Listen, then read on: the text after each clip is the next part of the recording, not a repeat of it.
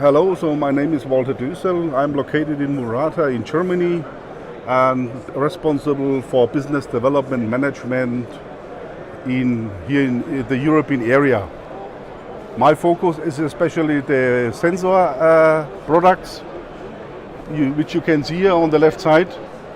Sensor means infrared, means ultrasonic, means magnetics for sensing this kind of data, IoT application.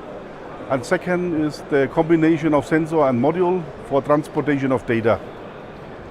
So if you see a new sensor, especially in the IoT Industry 4.0, is a new CO2 sensor, which is extraordinary high reliability for industrial purpose, and also temperature measurement, which is interesting and important for a stable factory.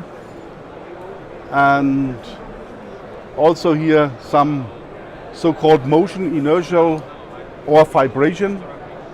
Vibration in the understanding of preventing maintenance, which is for early warning systems in a, let me say, high sophisticated factory.